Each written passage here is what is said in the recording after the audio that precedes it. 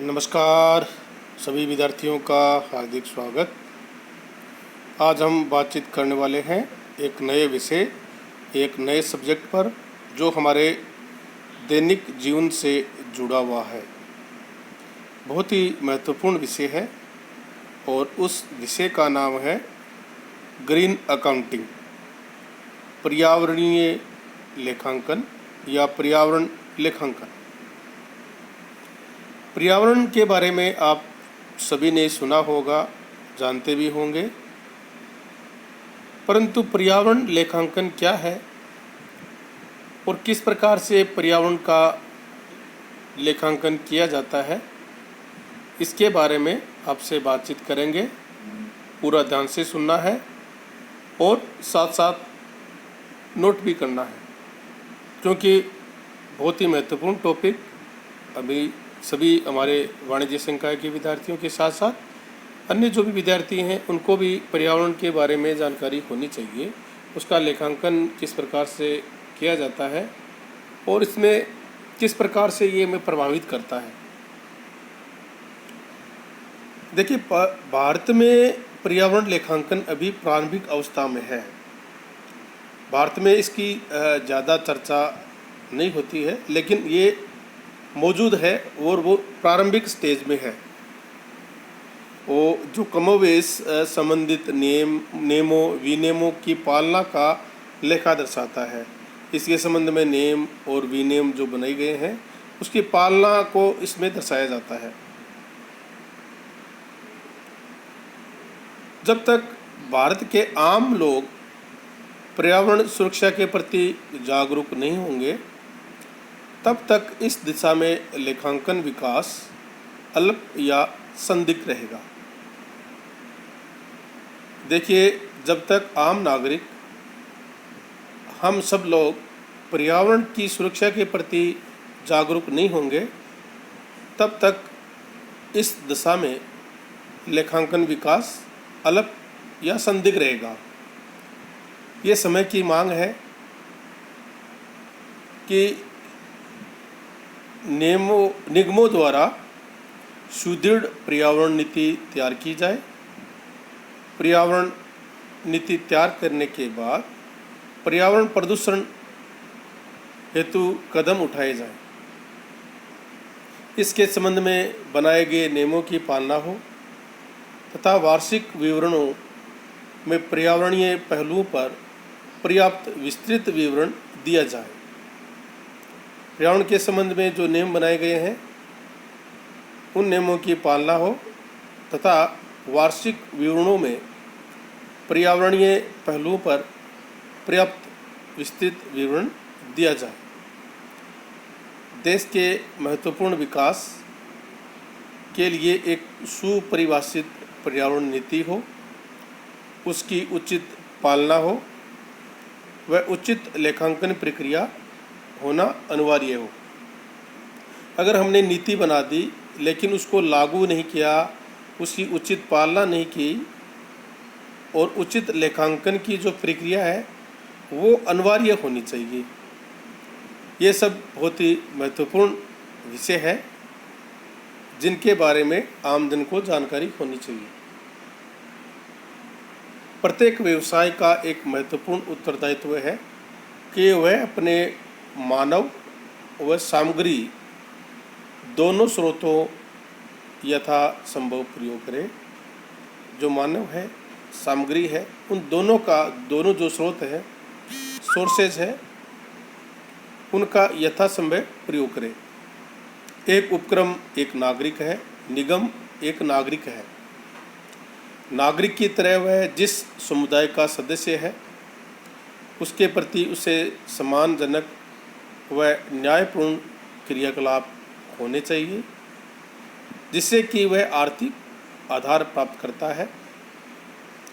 जहाँ तक भारतीय निगम क्षेत्र का संबंध है, ये बड़े खेद का विषय है कि बहुत से कानून व उनमें संशोधनों के उपरांत भी भारतीय अर्थव्यवस्था के अच्छे विकास हेतु अपने आर्थिक उत्तरदायित्व का सही निर्वहन नहीं कर पा रहे हैं।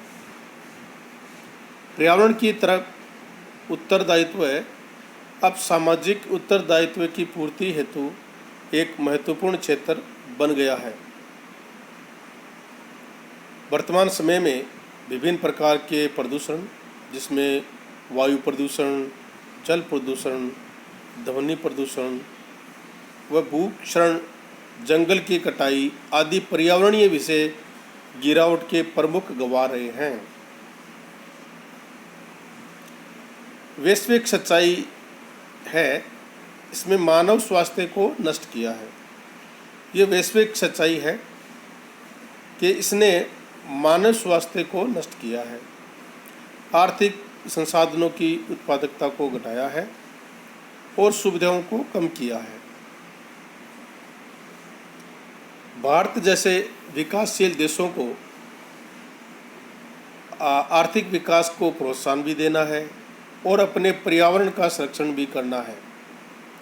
तो देखिए, दोहरी समस्या का सामना करना पड़ रहा है। विकास व पर्यावरण संरक्षण के बीच समाज से पर्यावरण संरक्षण के बीच सामंजस्य स्थापित करना आवश्यक है। विकास के वांछित स्तर पर पर्यावरण की सुरक्षा सीमा के बीच पर्यावरण हानि की लागत व लोगों का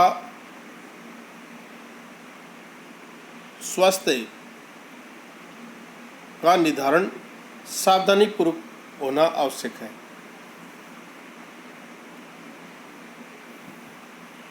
पर्यावरण लेखांकन की जो अवधारणा है वो क्या है? पर्यावरणीय लेखांकन को एक कंपनी की व्यावसायिक क्रियाओं की पर्यावरणीय दक्षता, पर्यावरण के संरक्षण की क्रियाओं की आर्थिक दक्षता के माप उपकरण के रूप में कार्य करने की आवश्यकता है। पर्यावरण लेखांकन को एक कंपनी की व्यावसायिक क्रियाओं की आर्थिक पर्यावरणीय दक्षता, पर्यावरण संरक्षण की क्रियाओं, आर्थिक दक्षता के उपकरण के रूप में कार्य करने की आवश्यकता है। प्रबंधक द्वारा कई बार पर्यावरण को बचाने की उचित व्यवस्था करता है, यद्यपि वह कानून द्वारा आवश्यक नहीं होता है तथा विनियोग व लाभों के मध्य प्रत्येक संबंध नहीं रखता है। कई संदर्भों में पर्यावरणीय लेखांकन को पर्यावरण विशिष्ट लागत, जैसे दायित्व लागत व क्षय निपटारा लागत आदि के रूप में एवं प्रतिवेदन करने के साधन के रूप में प्रयोग किया जाता है। ये एक फर्म के उत्पाद व प्रक्रिया में परिवर्तन के कारण लागत व लाभों का लेखांकन है।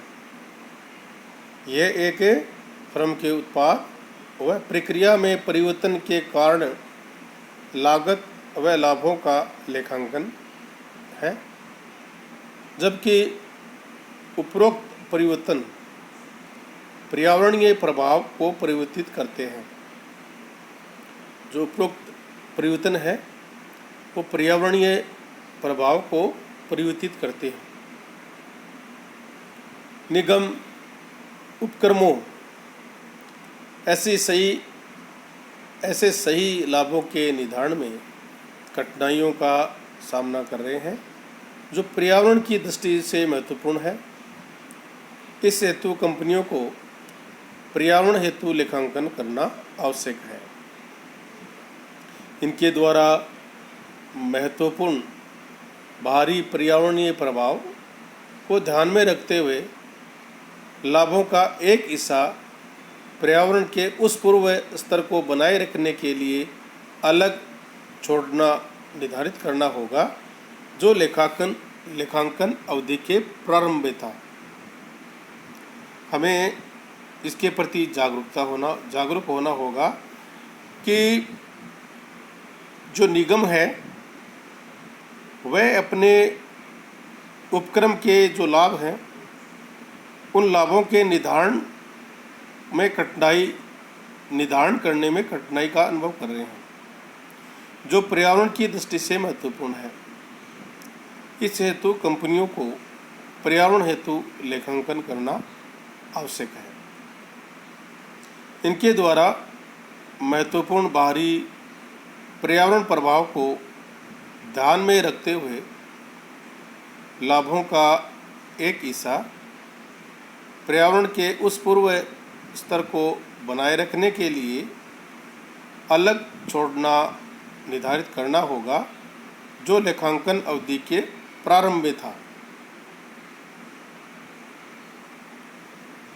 अब बात करते हैं मानक राष्ट्रीय लेखा, the standard national accounts.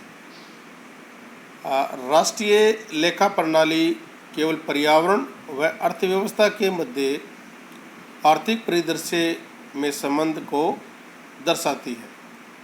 The system of national account, UN 1968। राष्ट्रीय आय लेखों को 3 श्रेणियों में बांटा जाता है: चालू खाते, संचित लेखे तथा चिट्ठा यानी बैलेंस शीट। चालू खाते में उत्पादन आय तथा आय के प्रयोग को दर्शाया जाता है। संचित लेखों में संपत्ति और दायित्वों में परिवर्तन तथा शुद्ध धन में परिवर्तन का लेखा होता है, और चिट्ठे में संपत्तियों का स्टॉक, दायित्व तथा शुद्ध धन को दर्शाया जाता है। उपरोक्त 3 में से चालू खाता सबसे अधिक लोकप्रिय है। चालू खाते आपूर्ति व प्रयोग लेखे की आय की सगणना 3 तरीकों से की जाती है। जो 3 प्रकार के जो लेखे रखे जाते हैं, उसमें चालू खाते को सबसे अधिक लोकप्रियता प्राप्त है। चालू खाते आपूर्ति व प्रयोग लेखे की आय से सगणना 3 तरीकों से करते हैं। इसके बारे में विस्तृत जानकारी हम अपने नेक्स्ट जो लेक्चर होगा उसमें करेंगे। आप सभी का बहुत बहुत धन्यवाद कि आप सभी ने इसको पूरा ध्यान से सुना, समझा, और पर्यावरण के प्रति आपकी जागरूकता होना बहुत ज़रूरी है, क्योंकि पर्यावरण रहेगा तभी हम स्वस्थ रहेंगे, और पर्यावरण को अगर प्रदूषित करते रहे तो आगे आने वाला समय सभी के लिए चुनौतीपूर्ण होगा। आप सभी का बहुत बहुत धन्यवाद। Thank you.